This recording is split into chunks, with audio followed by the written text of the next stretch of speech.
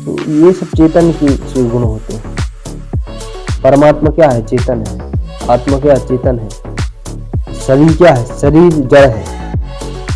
सुखी रहने का उपाय क्या है? जीवन में कभी दुखी हो सके। जीवन में सुख होने का उपाय क्या है? जड़ को जड़ मानना, चेतन को चेतन मानना। जो पदार्थ जैसा है उसको वैसा ही समझना। तो किसी ने चिट्ठियां ले दी।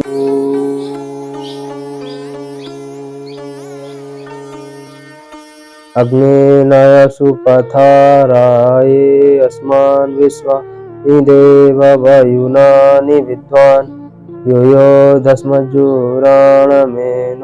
भूयिष्ठान्ते नमोक्तिं विधेम। ओम सादर नमस्ते जी ब्रह्मचार्य विद्यालय नैष्ठिक। आज जो 10 लक्षण हैं हम उन पे विचार कर रहे हैं, उन पे विचार किया जा रहा है।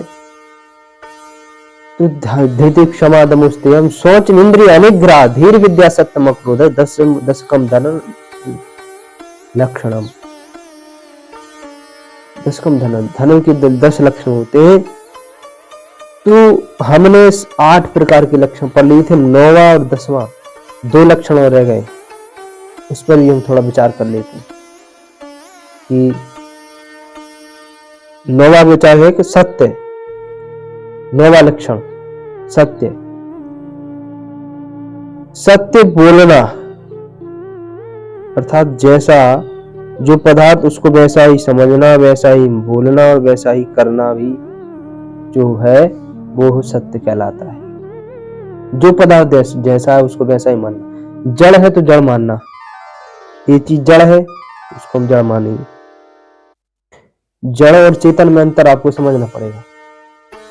जड़ क्या है, चेतन क्या है, इसको आपको समझना पड़ेगा।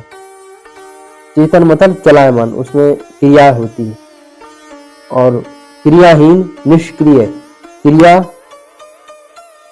चेतन, निष्क्रिया जड़। चंचलता होनी चाहिए, क्रिया होनी चाहिए। अब जैसे ये है, इसको कहीं भी आप रख दोगे तो वहीं रखा रहेगा, हलचल नहीं होगी इसके अंदर।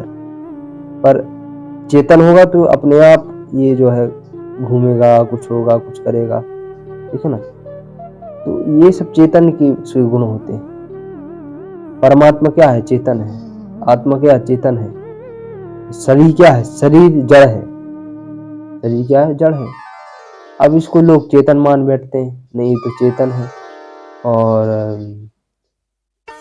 फिर कष्ट भुगते हैं कि अरे शरीर को मुझे बुखार आ गया, शरीर को सर्दी हो गई, शरीर को कोई रोग हो गया। शरीर को रोग नहीं हुआ है, आत्मा को रोग नहीं हुआ, शरीर को रोग हुआ है। आत्मा को चेतन मानना चाहिए और शरीर को जड़ मानना चाहिए। ऐसा करोगे तो आप जीवन में कभी भी दुखी नहीं हो सकते। हमेशा सुखी रहने का उपाय, सुखी रहने का उपाय क्या है? जीवन में कभी भी दुखी हो सकते। जीवन में सुख होने का उपाय क्या है? जड़ को जड़ मानना, चेतन को चेतन मानना। जो पदार्थ जैसा है उसको वैसा ही समझना।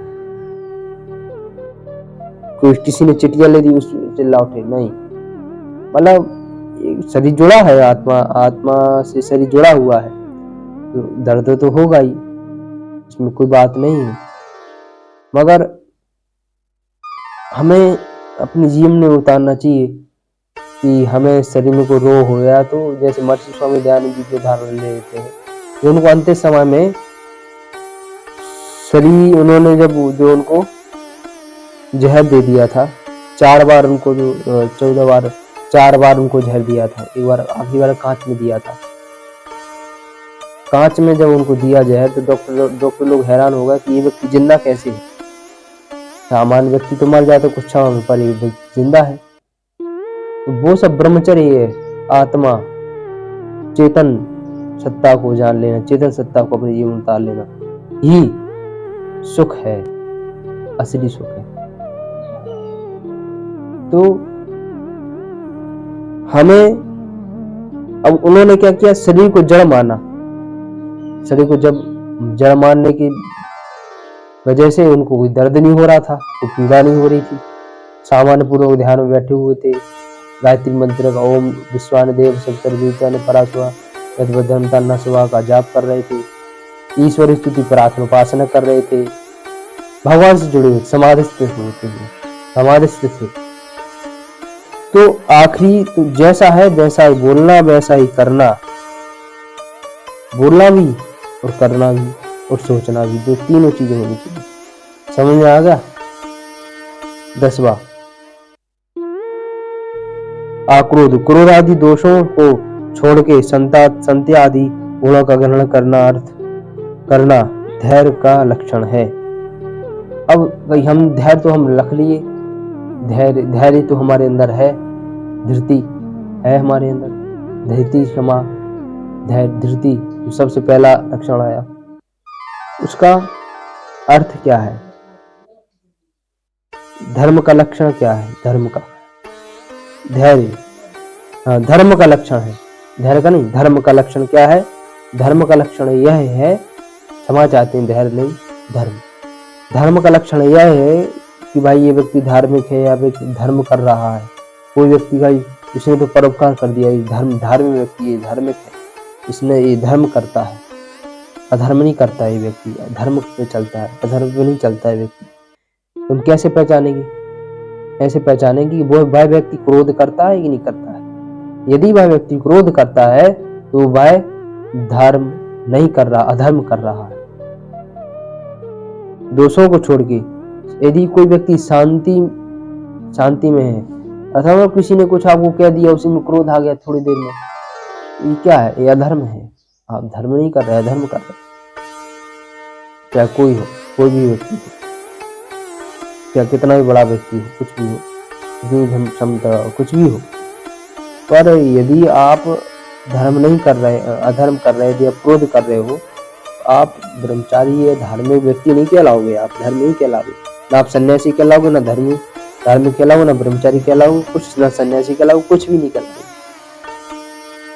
तो गुणों का ग्रहण करना धर्म का लक्षण है। शांत रहने का गुण है, उसको अपने जीवन में उतारिए। 10 धर्म के लक्षण जो न्याय चरण धर्म का सेवन चारों आश्रम वाले करें, इसी वेदोक्त धर्म में चलना दूसरों को समझाकर सन्यासी का विशेष धर्म है। अब सन्यासी का धर्म क्या है? यही धर्म है कि वही धर्म में चले और दूसरों लोगों को भी चलावे, ठीक है ना। धर्म करने से, धैर्य रखने से लौकिक उपालौकिक चरणों में आ जाती। कोई भी धर्म है, धैर्य नहीं है तो कुछ भी नहीं है, चाहे मान अपमान हो, कोई परिस्थिति हो।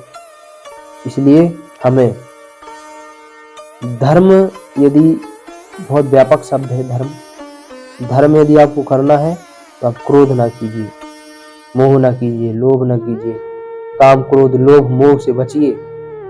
इसी के साथ यदि आप काम क्रोध लोभ मोह से बचे हुए हैं तो आप धर्म कर रहे हैं।